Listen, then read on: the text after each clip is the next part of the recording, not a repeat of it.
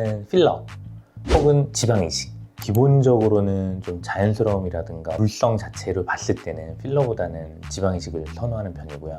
특히나 이제 눈 뜨는 근육과 앞에 지방층과의 유착이 생기면 굉장히 눈 뜨기가 힘들어지거든요. 수술이 필요하지 않고 간단한 걸로 해결이 된다면 간단한 걸 해결하는 게 가장 좋습니다. 안녕하세요, 선생님. 안녕하세요. 아름다운 시작 눈으로부터 성형외과 전문의 박병호 원장입니다.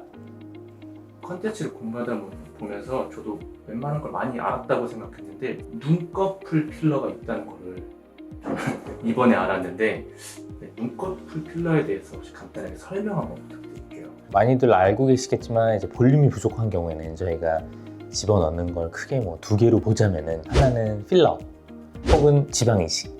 자가지방 이식이겠죠. 자기 거밖에 못 넣으니까.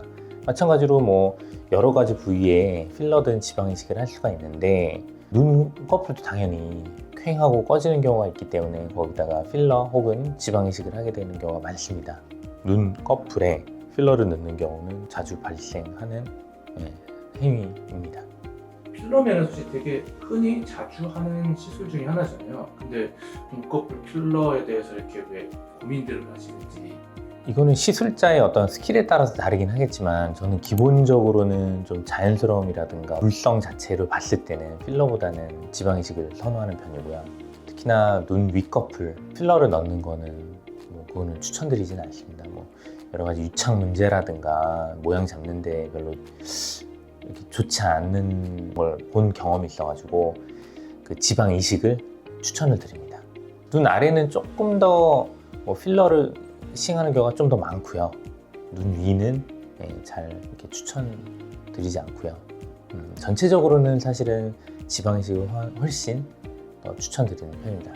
제가 알기로는 눈꺼풀이 굉장히 민감하고 예민한 피부라고 들었는데 그 이유에서도 있을까요? 눈꺼풀은 전신 피부 중에 가장 얇은 조직이고 심지어 그 안에 있는 그 조직들도 수많은 레이어로 되어 있기 때문에 뭔가 집어넣었을 때 정확한 레이어에 잘 넣어야 됩니다. 특히나 이제 눈 뜨는 근육과 앞에 지방층과의 유착이 생기면 굉장히 눈 뜨기가 힘들어지거든요. 그래서 굉장히 그 해박적 구조를 잘 알고 정확한 위치에 넣지 않으면 유착이 생기기 쉽기 때문에 그런 거는 경험 많으신 의사 선생님을 만나길 권유드립니다. 필러 그 부작용 중에 하나가 뭉침이랑 비침 정도가 생길 수가 있잖아요. 눈꺼풀이 당연히 얇으니까 그게 더 잘 보일 것 같은데. 필러는 특히나 피부 얇게 넣으면 많이 비쳐 보이거든요. 당연히 뭉치는 것도 넣는 위치에 따라서 많이 뭉칠 수가 있지만 그 필러의 종류에 따라서 또 다르긴 합니다. 사실은 H라제라든가 어떤 효소를 집어넣으면 필러는 금방 녹아 없어지는 그런 물성이고요. 안 없어지는 필러 종류도 굉장히 많거든요. 저 같은 경우에는 예측 가능한 게 가장 중요하다고 생각하고 대부분의 전문의들은 그런 거에 대해서 좀 중요시하기 때문에 저 같은 경우에는 특히나 100% 없앨 수 있는 물성의 필러를 선호하고요. 그보다 더 중요한 거는 사실은 아까 뭉침이라든가 어떤 이런 유착 부분에 있어서는 가장 중요한 건 넣는 위치가 되겠습니다.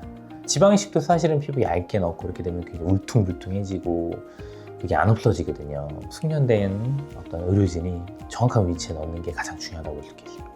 제가 들어도 미세지방 이식이 더 좋을 텐데 근데 왜 필러를 선택하시는 분들이 있으실까요? 저는 개인적으로 이제 지방 이식을 좀 더 선호를 하지만 물론 필러를 많이 하시는 분들 분명히 계실 겁니다.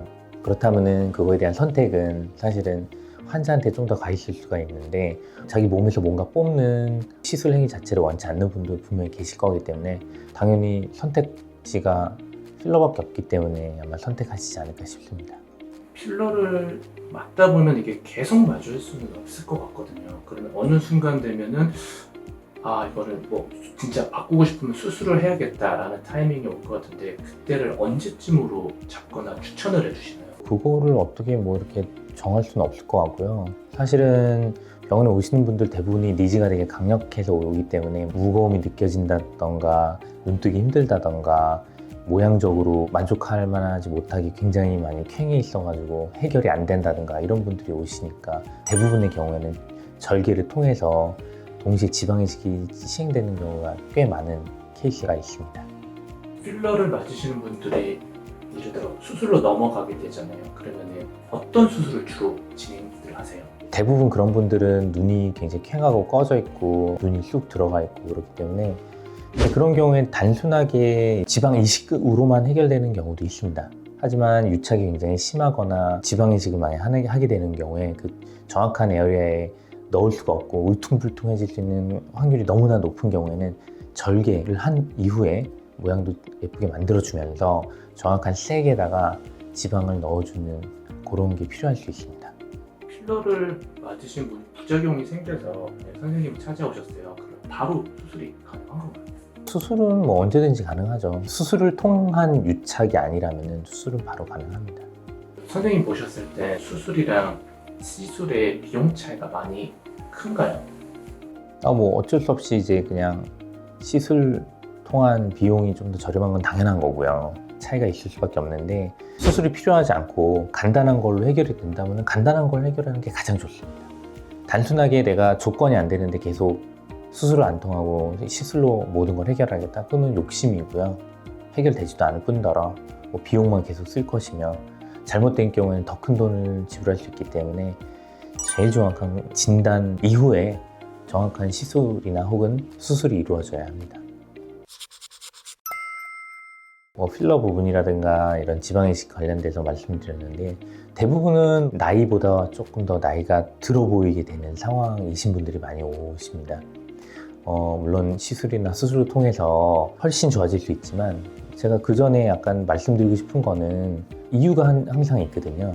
그러니까 어쩔 수 없이 자연스러운 노화도 있지만 굉장히 뭐 스트레스를 많이 받거나 여러 가지 이유 때문에 굉장히 신경을 많이 쓰면서 노화가 진행되는 경우도 많기 때문에 신체적인 거는 제가 또 많이 도와드리지만 어떤 정신적인 부분이라든가 이거는 수술 전에도 컨트롤을 잘 하시는 게 좋습니다. 그래야지 수술 이후에도 좋지 지금 현재 내가 수술을 통해서 좋아진다 생각하는 건 한계가 명확하거든요.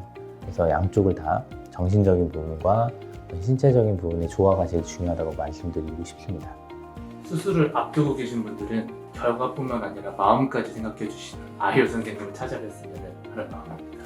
네, 오늘 컨텐츠 감사합니다. 네, 감사합니다.